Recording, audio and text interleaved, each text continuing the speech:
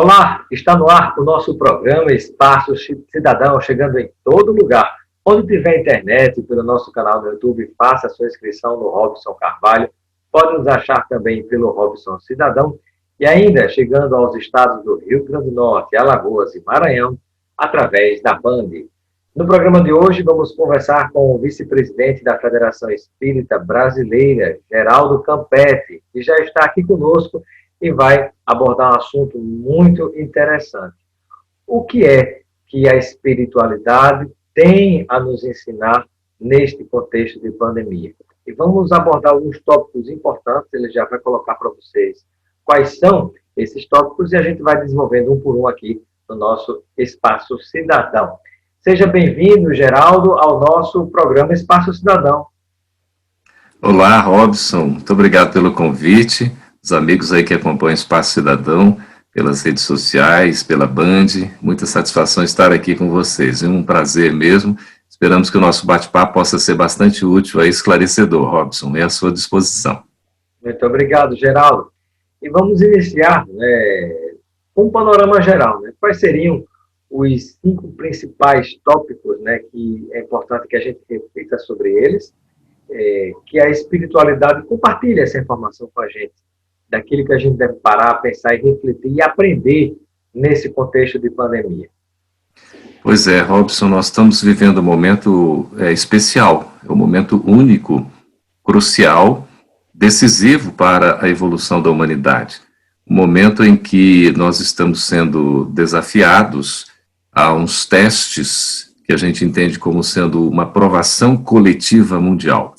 Porque não é apenas, por exemplo, de uma cidade, não é de um estado, de uma região, de um país. Nós estamos falando aqui do envolvimento dos mais de 200 países existentes no nosso planeta. E estão todos direto. Provação à humanidade. À humanidade. Provação coletiva mundial. Realmente todos os países, direto ou indiretamente, as pessoas, habitantes desse país, estão envolvidas, estão, de certa maneira, afetadas. Quem diria, Robson, assim, até do final de fevereiro para cá, que nós estaríamos vivendo momentos como nós estamos vivendo, totalmente assim inusitados, inesperados, uma mudança completa na nossa vida. E à luz da espiritualidade, a gente entende que para além de uma reclusão social, de um afastamento social, de um isolamento social, nós estamos sendo não apenas convidados, porque não é muita questão de eu aceitar ou não, nós estamos sendo convocados, não há muito como dizer não, é uma convocação para um recolhimento espiritual. Então todos estamos sendo assim, nesta convocação, para uma viagem interna, é como se fôssemos fazer uma viagem para dentro de nós mesmos, num processo de autodescobrimento. Joana de Ângeles, que é a mentora espiritual de Divaldo Pereira Franco, esse apóstolo do bem, ela nos ensina que o autodescobrimento é como se fosse um parto. Ela fala isso no livro O Homem Integral. E de fato, porque tem todo um processo, não é simples, é doloroso também, e nós não temos muito hábito, Robson, de fazer aquela viagem para dentro de nós mesmos. E agora a gente está sendo convocado para essa viagem para o nosso lar. O nosso lar, tanto o nosso espaço físico da nossa casa, junto aos familiares, aos entes queridos, como principalmente o nosso lar íntimo, o nosso coração. Fazer uma visita para nos conhecer, afinal de contas, é como se a gente se olhasse diante do espelho e perguntasse quem somos nós, O que nós estamos fazendo aqui? Por que a gente está enfrentando esse momento? Qual é o significado disso tudo, afinal de contas? E como eu devo me comportar diante dessa situação da qual eu não posso fugir. Nós estamos todos, Robson, numa travessia, numa passagem, num momento de transição. Assim fala Allan Kardec, o codificador da doutrina espírita, no livro A Gênese, no seu último capítulo, quando fala de são chegados os tempos. E esses tempos chegaram. Nós estamos vivendo esses tempos finais preditos no Evangelho de Jesus como um grande desafio para a nossa transformação moral. E aí a gente precisa fazer essa visita, passar pelo nosso deserto, a areia escaldante, nós sentirmos as dificuldades, os enfrentamentos, para depois dessa travessia, porque depois da tempestade vem a bonança, depois da guerra vem a paz, depois da batalha, devidamente perseverante ali, nós sairemos vitoriosos, é que a gente vai encontrar o oásis. por hora, não dá para descansar, não dá para ficar numa zona de conforto. Essa convocação, Robson, é para que a gente saia daquela acomodação, do comodismo, para que a gente possa realmente revisitar os nossos paradigmas, repensar os nossos modelos mentais e reconstruir. E aí o Evangelho de Jesus, no nosso caso aqui, a luz da espiritualidade, a doutrina espírita nos esclarecendo, nos traz muito alento, muita segurança no consolo e também no esclarecimento, para que a gente possa entender. Então nós temos o Evangelho de Jesus como um roteiro de vida, e o Espiritismo nos auxiliando como uma luz. E aí a gente tem mais segurança para caminhar nessa travessia. Essa é a proposta do desafio desse momento atual. Ô, Geraldo, e me parece que há alguns tópicos especiais, alguns pontos especiais que vocês elegeram para, digamos assim, sistematizar um pouco mais, organizar mais mentalmente um raciocínio a respeito do que a gente deve aprender nesse contexto de pandemia. Né? Me parece que seriam 5 tópicos que a gente pode parar e pensar e refletir sobre eles. Quais seriam esses 5 tópicos? Pois é, a gente tem aprendido muitas lições nesse processo pandêmico, né? Essa convocação que a gente está sentindo de uma aprovação coletiva mundial. É um testemunho inadiável, intransferível, que é pessoal e também coletivo, né? Porque é de cada um e também envolve os entes queridos, as pessoas, enfim, os próximos, mas cada um de nós, a gente está passando por um teste de aprendizado que a gente configura como sendo 5 lições, Robson, que a pandemia nos ensina. Uma delas é a alteridade. São umas palavrinhas bonitas, às vezes nem muito simples. Vamos falar as 5 quais são. Alteridade. Alteridade, assertividade. Assertividade. Isso, empatia. Empatia. Metanoia. Metanoia. E resiliência. Resiliência. Vamos explicar o que é cada palavrinha dessa para quem está nos acompanhando, internauta e telespectador também. Começando pela primeira. Então, alteridade. Alteridade é uma palavra muito significativa que diz assim, Robson e amigos que estão nos acompanhando, a existência do outro.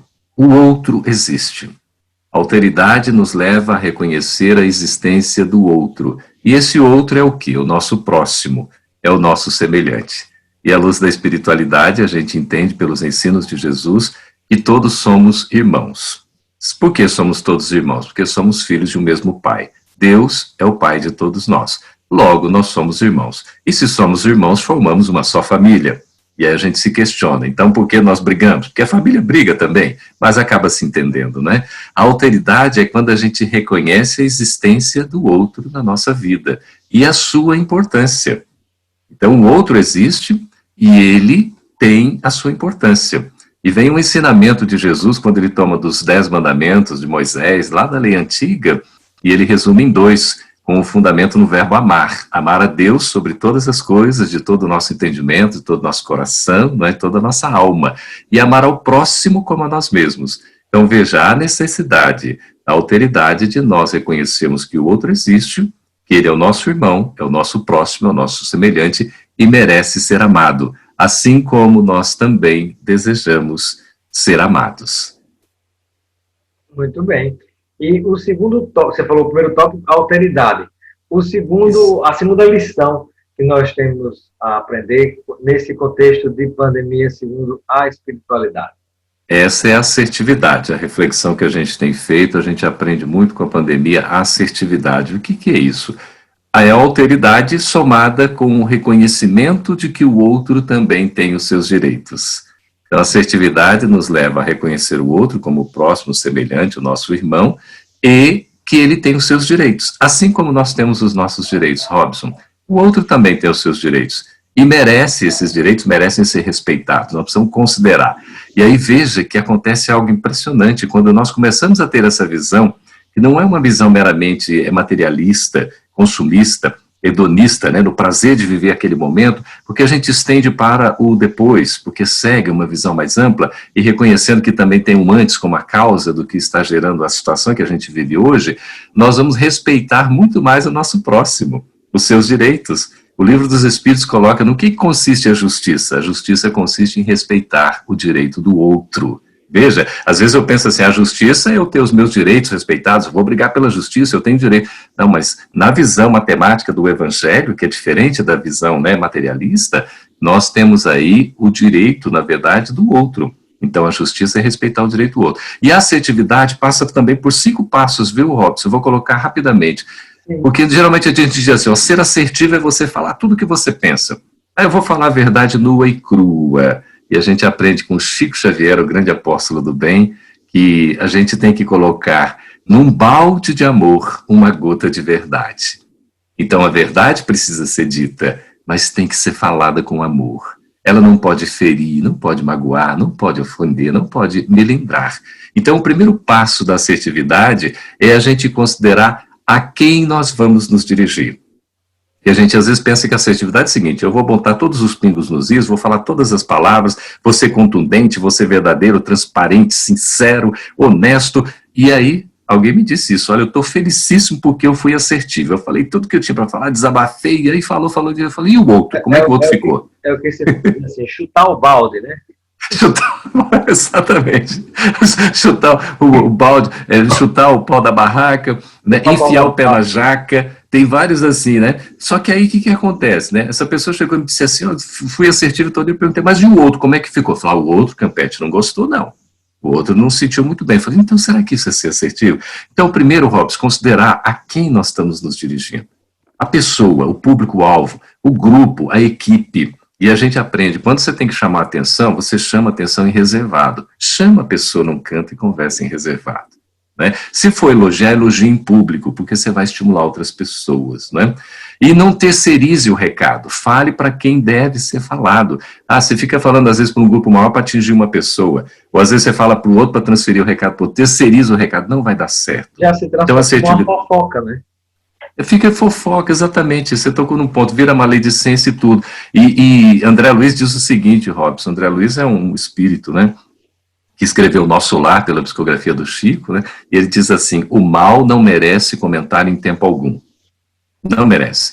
Então, e Emmanuel vai nos ensinar, Emmanuel é o guia espiritual de Chico Xavier, vai dizer pra gente que a gente só deve se relacionar com o próximo no tempo necessário para ajudá-lo, ponto final. Não precisa ser mais, né, porque senão a gente começa a prejudicar. Então, a quem nós vamos nos dirigir? É o primeiro ponto da questão da assertividade.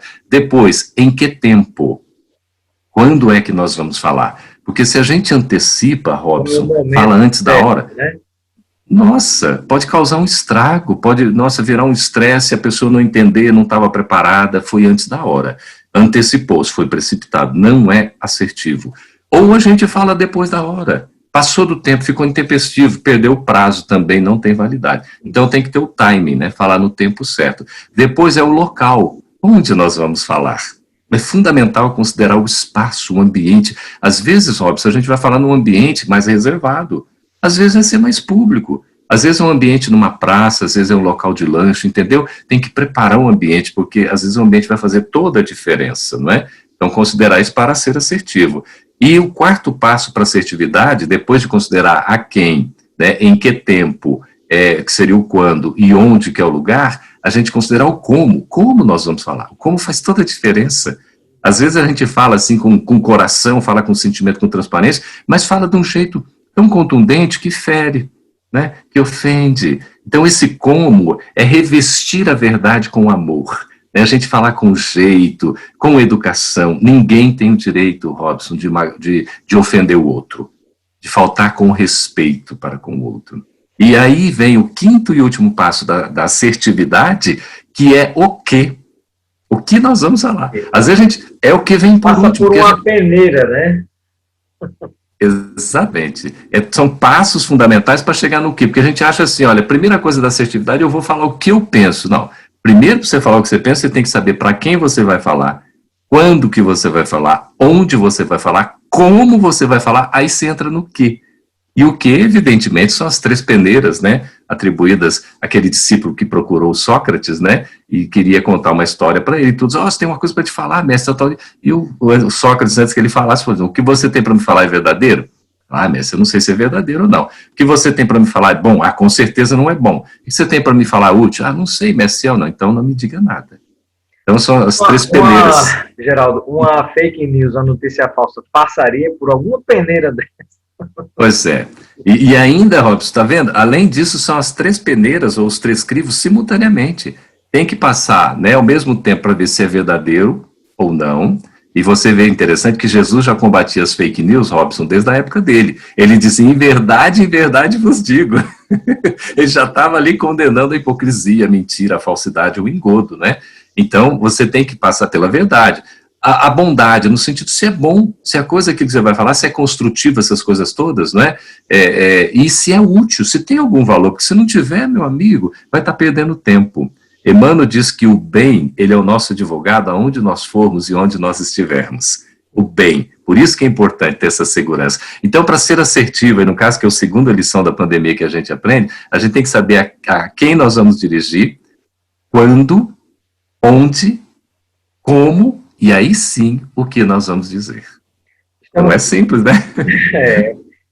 Mas a gente aprende, né? Com vontade. Aprende. Estamos conversando com o Geraldo Campetti, que é o vice-presidente da Federação Espírita Brasileira, conosco compartilhando 5 lições que a espiritualidade recomenda, digamos assim, que vale a pena a gente aprender na pandemia. Falamos aqui sobre 2 delas, vamos falar sobre a terceira, mas não aqui, o nosso programa da Band fica por aqui, mas você pode acompanhar a continuação dessa entrevista no nosso canal no YouTube, Robson Carvalho, Robson Cidadão. Faz a sua inscrição e espero você lá. Pode assistir no celular, na televisão, no computador, no tablet, e a gente aguarda você lá para a continuação dessa entrevista. E eu pergunto ao Geraldo, né, continuando a nossa entrevista aqui, falamos sobre 2 tópicos importantíssimos, né? O último foi a assertividade. E qual é o terceiro que nós poderíamos compartilhar com quem nos acompanha nesse momento, como a terceira lição que a gente deve aprender nesse contexto de pandemia? É a empatia, Robson. Empatia. É uma palavra tão bonita e a gente fica buscando significado, né? O que significa empatia? Empatia é quando a gente... Eu poderia responder o que é a empatia, né? Fazendo uma comparação, né? A diferença de empatia para simpatia e antipatia. Certo, perfeito. Veja que na empatia, né, nós consideramos a alteridade, que o outro existe, né? E o outro precisa ser amado. A assertividade, que o outro precisa ser respeitado nos seus direitos, né, que foi o segundo ponto, a segunda lição. E a empatia faz com que a gente se coloque no lugar do outro, que é um processo não tão simples, porque é como se a gente fosse enxergar com os olhos do outro. Agir com o modus operandi do outro. Por isso que a recomendação de Jesus é fazer ao outro o que gostaríamos que nos fosse feito. O referencial aí é o próximo, é o outro, Robson, não somos nós. Claro que nós somos a base, no sentido que é preciso ter o auto-amor para amar o outro, né? É preciso querer o bem para si, para fazer o bem ao outro, sim. Mas o outro é o nosso referencial porque é na necessidade que ele tem. Então, a empatia passa pela simpatia. E a simpatia é quando você tem um encontro, por exemplo, de gostos, a afinidade, a interesses comuns. Sabe aquele negócio de amor à primeira vista? Nossa, eu nunca vi, estou vendo, já amei, já gostei, né? Parece que tem aquela conexão, até fluídica. Mas pode acontecer o oposto. Eu nunca vi, rapaz, estou vendo pela primeira vez. Parece que os fluidos, né, não se encontraram. No popular, há uma repulsão. No popular, as pessoas às vezes usam a expressão: o meu santo não bateu com o dele, ou com o dela. Né?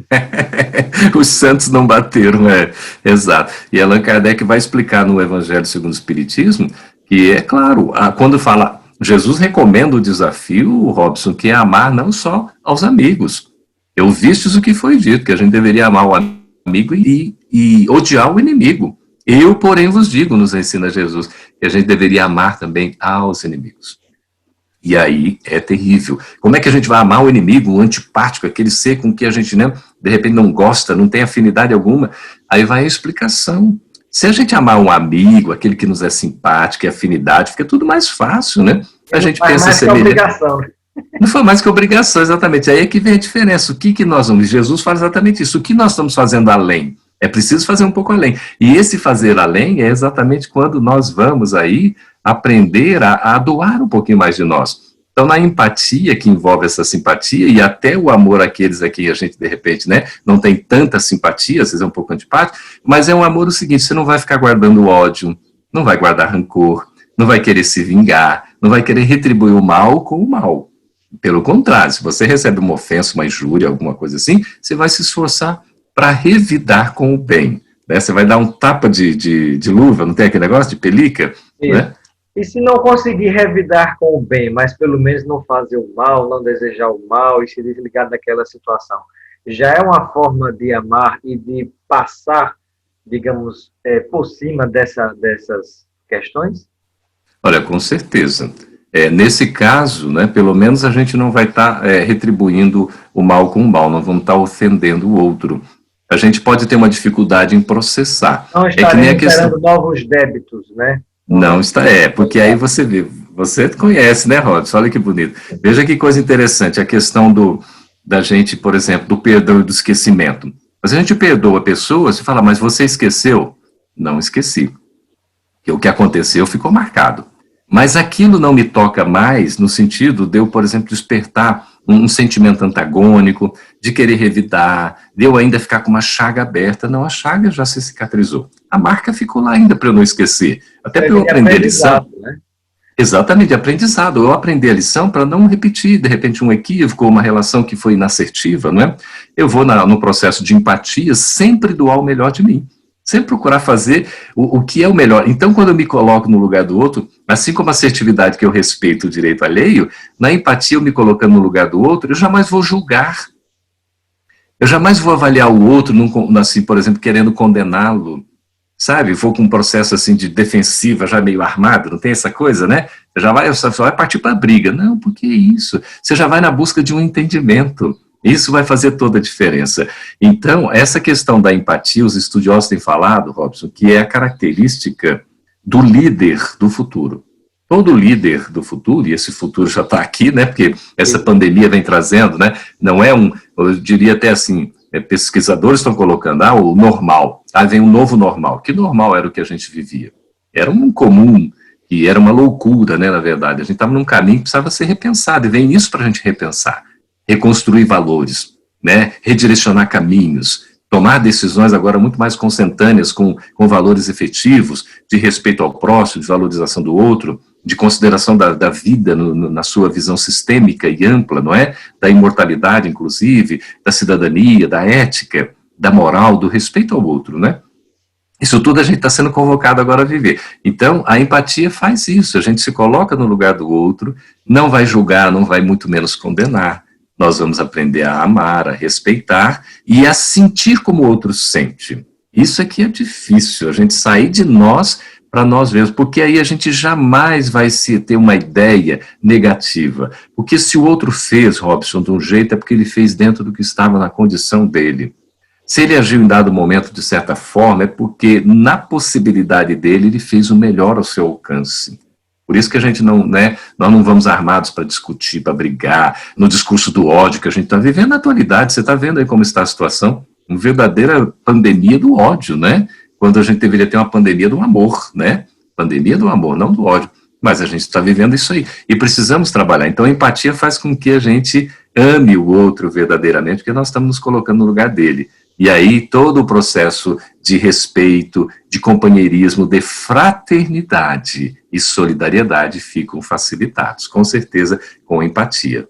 Muito bem. Falamos sobre o terceiro tópico. Então, o primeiro foi... A alteridade. A alteridade. A segunda lição. A assertividade. A assertividade. E a terceira lição, que é a simpatia. Vamos a empatia. E a seguinte, a quinta lição, né, que a gente tem a aprender com a pandemia segundo a espiritualidade. Então, qual seria a quarta lição? Essa é a palavrinha mais incomum que a gente tem, embora já tenha se tornado um livro que ficou famoso aí, né, foi escrito até e divulgado no meio católico, né, um livro muito interessante, que é a metanoia. Metanoia. Metanoia, que palavra estranha. O que é isso? É estranha, é diferente. Mas metanoia, traduzindo para o nosso entendimento de maneira simples, nada mais é do que um processo de transformação interior. É como se fosse uma alquimia íntima. A metanoia é esse processo de mudança em que a gente vai se preparando para o enfrentamento das provas que a vida nos oferta, mesmo que sejam provas de fogo. Sem paranoia, né? Exatamente, tem paranoia. Como você explicou, mas sem a paranoia. Isso. É porque a metanoia vem do grego, né? Metas é um prefixo que significa além. Então, por exemplo, metacompetência, para além da competência. Metanoia vai trazer assim, algo para além do entendimento que diz respeito à intimidade do ser. Não é? Então, a paranoia no sentido aí que se você sai de um processo de normalidade e entra em algo que seria considerado anormal. E aí você tem várias causas, não é?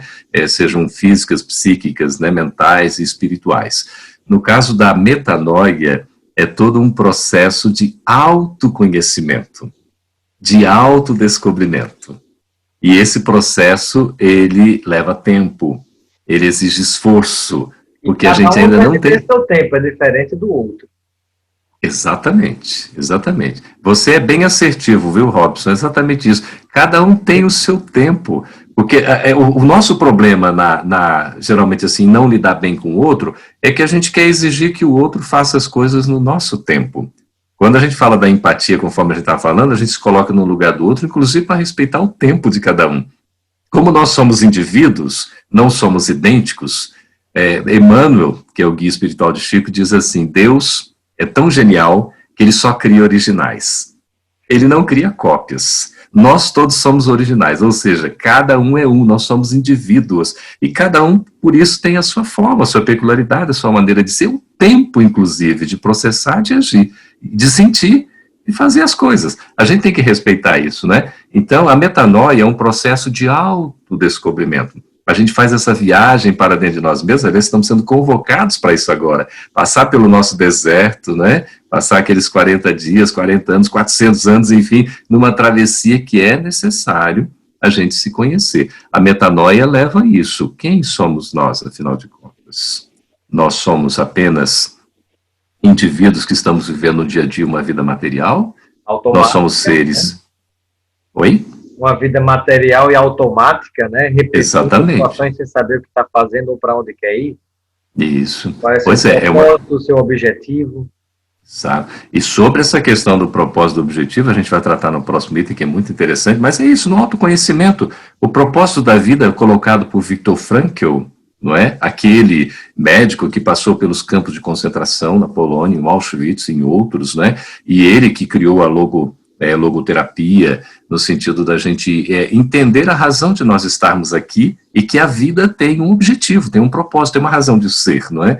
E escreveu vários livros e ajudou muitas pessoas e criou essa teoria toda para a gente poder se conhecer, né? Daí a importância de nós estarmos numa relação que seja equilibrada conosco, viu, Robson? É importante o auto-amor, o auto-perdão, a autoestima. A metanoia nos leva a isso, porque nós somos filhos de Deus, e Deus não quer que ninguém sofra, Deus quer o nosso bem, Ele quer que nós sejamos felizes. Portanto, é todo um processo de aprendizado, e se a gente souber refletir e sentir para bem viver, nós seremos felizes, ainda nessa travessia. Mesmo que o Evangelho tenha dito, nas palavras de Jesus, que a felicidade não é deste mundo, Bezerra de Menezes, que é um mentor espiritual também, ele diz o seguinte, a felicidade de fato não é deste mundo, mas ela vai ser construída, adquirida através deste mundo. Ou seja, nesse processo de metanoia. Aqui é um estágio. É um estágio, é uma passagem. Então você vai fazer a reflexão sobre a vida, né? Eu digo assim, a vida nossa, passamos por 5 facetas, né? Assim, a gente precisa considerar o ser humano integral. Ele como ser humano, considerando todos os seus aspectos. Nós temos um lado que é pessoal, nós somos uma persona, aí vem a máscara, vem a sombra geralmente, a personalidade, e essa personalidade é com a qual a gente se manifesta numa existência física, que é uma encarnação, uma vida material, como a gente entende no espiritismo, ou seja, começa na concepção, no momento que o óvulo é fecundado pelo espermatozoide, e vai só se encerrar com a morte física, ou extinção da vida orgânica, mas o espírito continua, porque ele veio de antes e continua. Então tem essa parte pessoal que é a nossa vida física momentânea, que a gente está atravessando, que é valiosíssima, mas é como você falou, é passageira, é temporária. Nós estamos aqui mesmo assim, num processo de passagem. Então, mas é preciso considerar, avaliar, sim, considerar o nosso corpo, cuidar direitinho, tudo isso é o pessoal. Aí tem a faceta familiar, Robson. Nós vivemos em família, como é importante considerar, somos seres gregários, sociais. Tem uma faceta social, que a gente se relaciona na sociedade, convivemos com o próximo, precisamos aprender a conviver, não é? E tem uma faceta profissional, que são as tarefas, as atividades, o nosso trabalho, não é? Nem sempre a gente faz o que gosta, mas a gente sempre tem que gostar do que está fazendo. Assim a gente aprende, né? E nós somos seres espirituais, transitoriamente, né, num corpo físico, atravessando aqui a existência física. Somos seres espirituais imortais. Então, quando a gente considera isso no processo de metanoia, fica mais fácil essa travessia. Isso é importante porque a mudança de visão, de concepção, né? Que muita gente se imagina que, na verdade, é um corpo que possui um espírito. Na verdade, nós somos espíritos temporariamente dentro de corpos, né? Isso, ocupando um corpo, exatamente. O corpo morre, se transforma, né, nos milhares de materiais que compõem a própria Terra onde a gente está, né, e o espírito continua cumprindo com as suas missões por aí nos diversos espaços. Exatamente. Isso faz toda a diferença, viu, Robson, que você está falando da nossa filosofia de vida. Olha a perspectiva da imortalidade, porque se eu sou, por exemplo, né, vendo apenas aqui o momento atual, eu não vou entender muitas coisas. Eu vou pensar que está um caos, está uma confusão, que não tem solução, que Deus esqueceu da gente, que Jesus abandonou a embarcação terrestre, que Ismael, guia espiritual do Brasil, deixou a gente largado, né, que Bezerra de Menezes não está pensando na gente. Quer dizer, a gente vai tudo por um caminho negativo, quando na verdade a gente tem todo um apoio, um amparo, está tudo sob controle, embora o momento realmente é desafiador, mas a gente está vendo um recorte cronológico. Quando a gente vê o antes e vê o depois, nesse processo da metanoia, fica mais fácil a compreensão. Por isso que é importante estar falando, nós somos espíritos imortais. Essa compreensão de que somos espíritos imortais vai fazer uma filosofia diferenciada na nossa vida, porque os nossos valores vão ser muito mais perenes.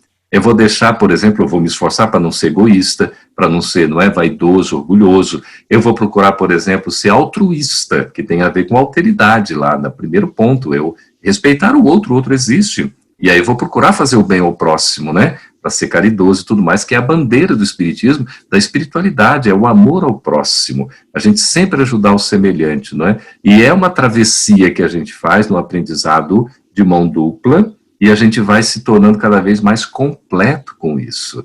Nós somos espíritos imortais em travessia temporária na existência física, utilizando um corpo que é um sistema, não é só um instrumento, não é só uma ferramenta, não é só um veículo, não é uma vestimenta só, é um sistema valiosíssimo, né, com trilhões e trilhões de células que a gente precisa respeitar. É valiosíssimo o nosso sistema.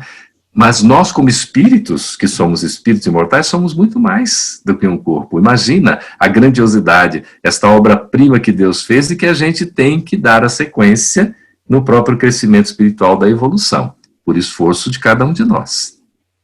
E qual é a quinta lição que nós temos a aprender nesse contexto de pandemia, segundo a espiritualidade? Então, isso aí a gente tem feito essa reflexão, é a resiliência. Essa palavra resiliência, ela já é um pouco mais conhecida, pelo menos mais usada. Mais do que metanoia. Aí o que significa a resiliência, né? Tem um conceito físico que é fácil da gente entender. Por exemplo, quando a gente abraça um travesseiro, aperta, né? Ele fica todo amassado. Quando você solta, ele volta para a posição anterior. Então a resiliência, no conceito físico, é a capacidade de um corpo, de um objeto, ao sofrer um impacto, ele depois retomar a sua forma anterior. Após o impacto, ele volta àquela posição, àquele formato anterior. Isso é resiliência. Viktor Frankl, o Robson, que a gente citou, ele foi dos primeiros a fazer os estudos no comportamento humano, né? A resiliência no sentido do comportamento humano. O que é isso? A resiliência é a nossa capacidade mais do que de resistência. A gente fala, eu sou resiliente, eu sou resistente. Mas a resistência, você pode ter resistência. Se você vem com impacto, às vezes você está tão resistente que quebra. Então você vai de encontro ali, tô resiliente aqui, não, tô resistente, aí quebra, aí não há resiliência. A resiliência implica numa capacidade de adaptação, de absorção do que vem de fora, e a gente consegue trabalhar intimamente, nos adaptando com flexibilidade. Seria o No caso do interior. bambu, né? Ah, exatamente. Eu ia falar do interior, nós estamos aqui lendo o pensamento, né? No interior, a gente usa essa figura do bambu verde, não é? Que você pega, você dobra, depois ele volta, né? Ele enverga, a vara enverga, mas não quebra. Isso é resiliência. Então, você tem a capacidade de permanecer ali. E no comportamento humano, a gente usa a flexibilidade, e somando a resiliência, alguns autores já estão agregando também, a questão da antifragilidade. Então, a resiliência, ela tem como consequência também nós superarmos a fragilidade, ou seja, a fraqueza, as chamadas anfractuosidades, as nossas brechas, né? Os nossos calcanhares de Aquiles. Se a gente tem, a gente consegue moldar, consegue se adaptar, consegue trabalhar. Desde a teoria lá, né, da evolução das espécies, com Charles Darwin, lá no século XIX, quando ele publica, né, a origem das espécies, ele falava que os seres que conseguiram se manter as espécies ao longo da evolução foram aqueles que tiveram a capacidade de se adaptar. Não sobreviverão os mais fortes, nem os mais espertos, mas aqueles que melhor se adaptarem. Exatamente. Esse é o processo, inclusive, no sentido nosso aqui da relação humana, né, Robson? Aqueles que Não só tivemos. adaptação na questão física, né, em relação ao Exato. meio ambiente do qual se faz parte e onde se convive, mas também do ponto de vista da adaptação psicológica, né? Psicológica, emocional, Emocional.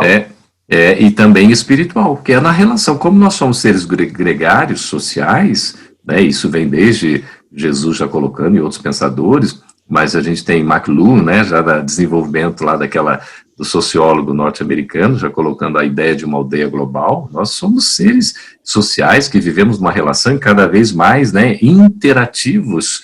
A gente vem aí desde o pensador também, que é o filósofo, o sociólogo polonês, né, Zygmunt Bauman, fala da teoria dos, né, o Bauman fala da teoria dos líquidos, modernidade líquida, tempos líquidos, amor líquido, É tão importante, né, Robson? A gente vai vivendo essa situação toda. E ele questiona como um crítico, ele é materialista no sentido assim, crítico da sociedade pós-moderna, mas teve uma contribuição extraordinária com o pensamento, né, hoje já falecido, desencarnado, mas deixou esse legado para nós, para a nossa reflexão. E vem bem em consonância com o que a espiritualidade vai nos ensinando.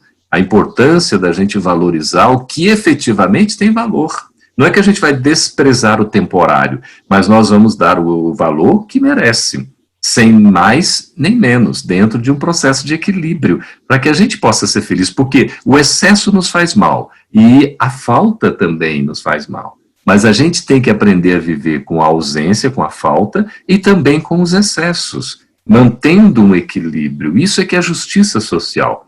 A gente não admite hoje, sabe, Robson, não deveria ter sido admitido nunca, né?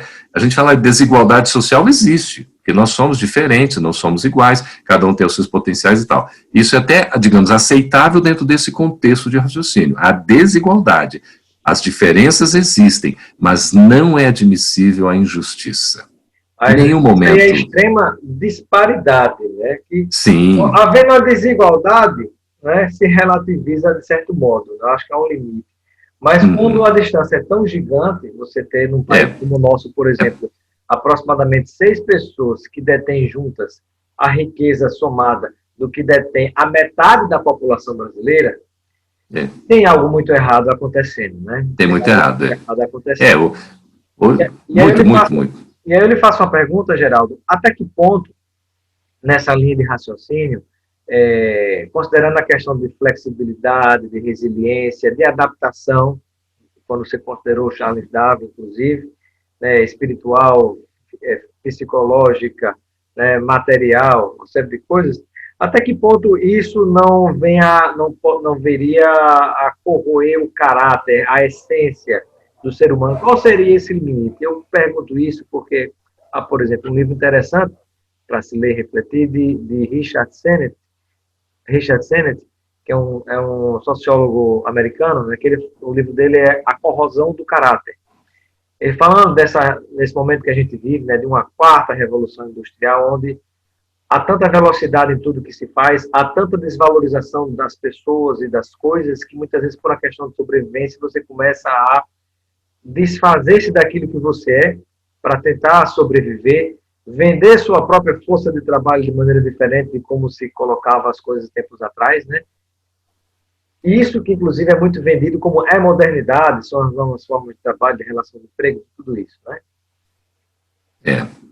Você coloca uma questão complexa, né, que nós estamos vivendo na atualidade, para além da era da informação, né, que a informação é um conteúdo que tem um significado, para além da era do conhecimento, que é a informação que tem um significado interpretado, e Jack Welch, né, atribuído a ele essa frase, que diz que o maior paradoxo da atualidade é que a gente vive inundado de informação e sedento de conhecimento, ou seja, né, você tem os analfabetos... Informação e desinformação. Exatamente, desinformação. A própria fake news é um trabalho de desinformação, de contra-informação. Então, veja como é importante a gente estar trabalhando o esclarecimento, a lucidez. Então, além da informação em si, você tem que ter o conhecimento, que é a interpretação da informação. Eu tenho que ter essa capacidade cognitiva de entender, não é? De fazer uma leitura compreensiva do que está acontecendo. Mas na pirâmide informacional, além dos dados, da informação, do conhecimento, eu tenho inteligência, ou a parte da sabedoria para aplicar convenientemente no sentido de um progresso social, de uma evolução da comunidade, de uma melhoria das condições de vida, aplicar a inteligência e a sabedoria com esse conhecimento que eu tenho, né? Então, mas hoje os estudiosos, Robson, estão dizendo que nós estamos além da era da informação, do conhecimento, em que tem tanta velocidade, né, como você está falando, realmente é uma coisa veloz, né, tudo é muito, na internet tudo é exponencial, tudo é muito assim, multi e rápido, né, célere, né, e essas coisas todas, a infovia da informação, essas coisas que a gente está vivendo, e a gente ao mesmo tempo tem essa dicotomia com relação ao comportamento, né, essas dificuldades do caráter, né, da moral, e aí os estudiosos têm dito que nós estamos hoje numa era da interatividade. Essa quarta revolução, ela vem assim, para além da ciência, tecnologia e informação, traz a interatividade, porque nós somos seres sociais e a gente precisa interagir. A maior conquista do ser humano, o que o caracteriza como ser humano, é a linguagem, é a capacidade de comunicação. E essa rede mundial, que foi uma das maiores descobertas, até comparada à própria Revolução Industrial, né, que teve um impacto na evolução, e hoje a gente vê tantos recursos, cada vez mais vão ser descobertos aí em menor tempo. Hoje a disponibilidade de informação que a gente tem, né, hoje, ela não tinha nos 20 séculos anteriores, coisa impressionante. The New York Times, na sua primeira edição, Robson, uma coisa curiosa, trazia informações no único número do jornal, informações que não haviam sido compiladas, organizadas, consolidadas nos 19 séculos anteriores. Né? Olha só que coisa impressionante. Né? Só um jornal, só um número. E hoje a gente tem, a cada 2, 4 anos, os estudiosos dizem, essa quantidade de informações, ela dobra.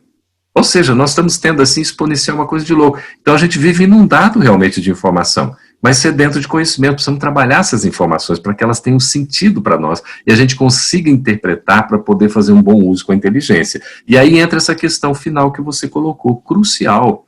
Quando nós aplicamos a inteligência e a sabedoria, não é em benefício próprio exclusivamente, não é um processo egóico, egoísta, mas é humanista, é vendo o desenvolvimento social das pessoas num processo em que o outro é nosso irmão, que merece ser amparado. Quando nós somos mais fortes, o mais fraco precisa de ajuda. Assim, quando nós estamos fragilizados, alguém mais forte vem nos ajudar. Não nos condenar, não nos subjugar, não nos escravizar. É o contrário, né? Então, aqueles que sabem mais ajudam os que sabem menos. Esse é o processo, essa corrosão do caráter citada, né, pelo sociólogo americano, é nesse sentido de que a gente precisa, de fato, revisitar tudo o que está, né, acontecendo, para que os valores verdadeiros, que são os valores das virtudes do Evangelho, a humildade, a caridade, a mansuetude, a justiça, a verdade, a bondade,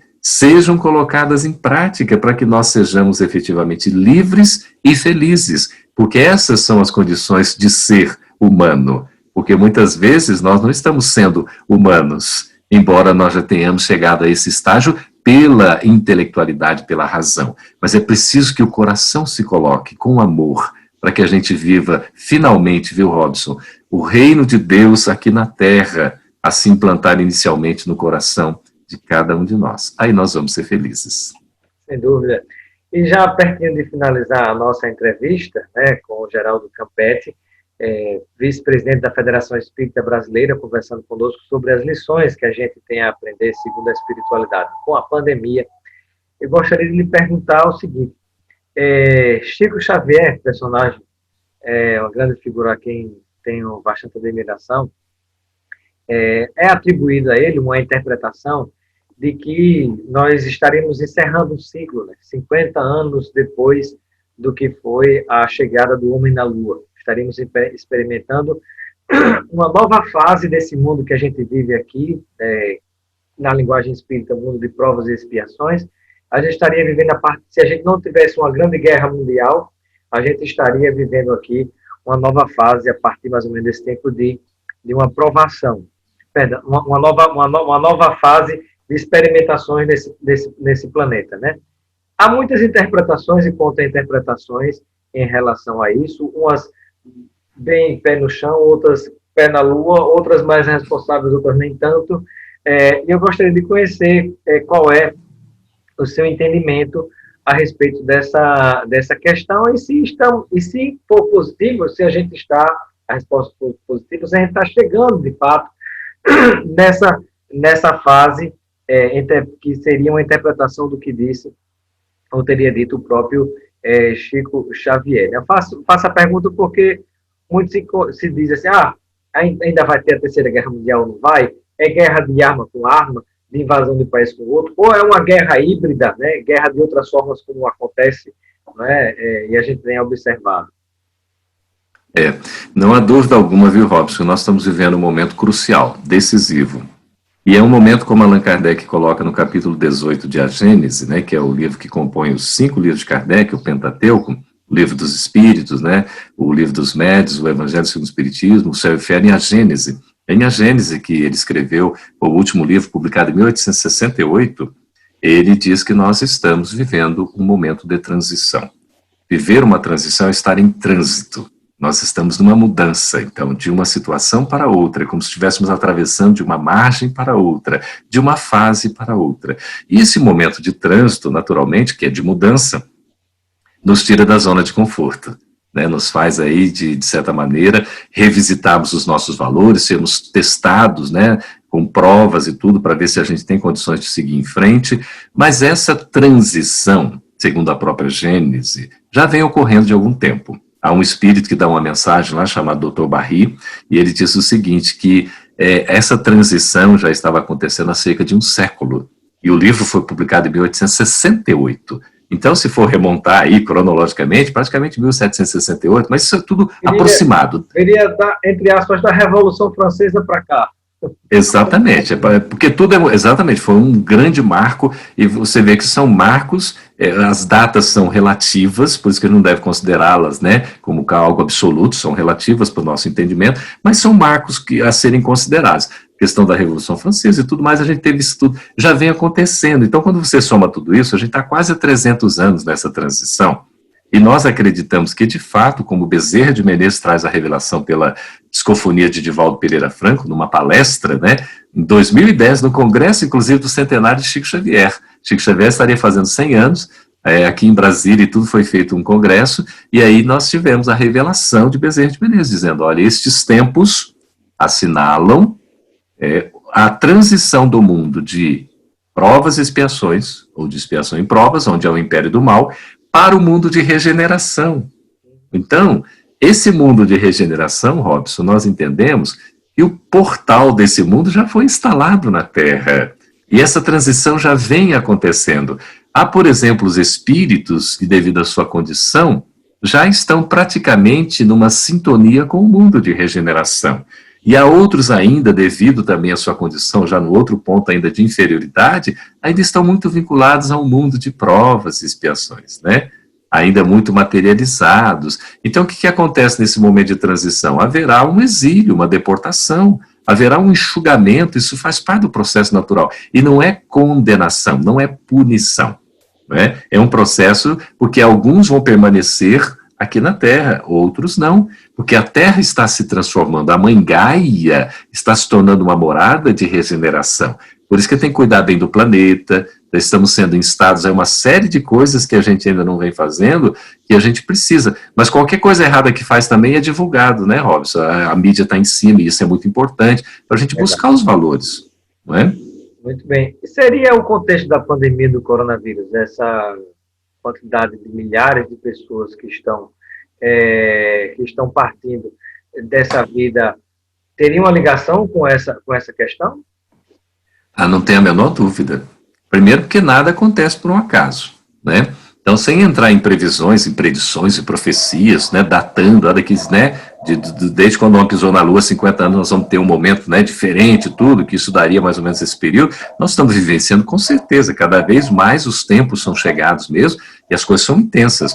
E essa pandemia vem como uma espécie assim, nós entendemos, é uma convocação para um recolhimento espiritual, para que a gente repense, Robson, muitas coisas que nós estamos fazendo, que eram consideradas normais, que no fundo não eram normais, são comuns, né? A gente não vivia com a tranquilidade, vivia numa correria tremenda, sequer via às vezes os entes queridos. Eu me lembro, eu saía de manhã de casa, voltava de noite, era sempre a rotina no mesmo dia. De repente você se dá conta que você tem na sua casa um tempo, né, de convivência com o outro e para um aprendizado, e estamos vendo que dá para fazer muita coisa, otimizando. Às vezes nós estamos num estado de manhã, daí uma hora nós estamos no outro estado em rede virtual, né? É uma coisa impressionante. Agora nós estamos conversando aqui, você está na região Nordeste, eu estou no centro, né? Olha só que coisa impressionante. Imagina se tivesse que fazer isso fisicamente, né? Nós teríamos que um estar viajando, o outro, enfim, muito mais complexo, né? Então a gente também aproveita da crise, a gente tira as lições. A dificuldade traz oportunidades, e a gente precisa enxergar isso. Então não é uma condenação, uma punição, a Deus, né? A ira de Deus, não. Deus não precisa ser temido, Deus precisa ser amado. Né, como o pai que é, e ele quer a nossa felicidade, e a gente precisa construir isso. Vai pelo caminho da dor, Robson? Vai, né, porque a gente escolhe esses caminhos às vezes mais difíceis, nós vamos sofrer, vamos, mas nós estamos caminhando, estamos melhorando, eu vejo com uma perspectiva assim, otimista, de que as coisas vão passar. Agora nós precisamos fazer o que está escrito nas Escrituras, perseverar até o fim. Aquele que persevera até o fim é vitorioso, e vitorioso sobre si mesmo, né, sobre as suas mazelas, inferioridades, sobre seus vícios, para conquistas das virtudes. E como o poeta diz, né, aquele que espera sempre alcança. O importante é a gente saber esperar do verbo esperançar. Né? Esperançar, é fazendo a nossa parte, é agindo, não é cruzando os braços como se fôssemos só assim meros espectadores da realidade. Nós somos agentes da mudança, e agentes da mudança é o esperançar em que nós vamos fazer. E Jesus já nos convidou e agora nos convoca: vinde a mim, todos vós que estáis aflitos e sobrecarregados, e eu vos aliviarei. Tomai sobre vós o meu jugo e aprendei comigo, que sou brando e humilde de coração. E encontrareis repousos para vossas almas, porque suave é meu jugo, leve é o meu fardo. É uma mensagem de esperança para que a gente possa se apoiar e acolher essa mensagem de consolação, de esclarecimento, para nós termos segurança, Robson, com fé, com paciência, com perseverança, com vontade ativa, nós construirmos a nossa travessia de maneira segura, e sermos, ao final dessa passagem, vitoriosos, se Deus assim o quiser e Ele o quer, basta que a gente faça a nossa parte. Agradeço o Geraldo Campetti, vice-presidente da Federação Espírita Brasileira, pela sua participação no nosso programa Espaço Cidadão, e seja sempre bem-vindo. Muito obrigado, eu que agradeço a oportunidade. Um abraço a todos. Grande abraço.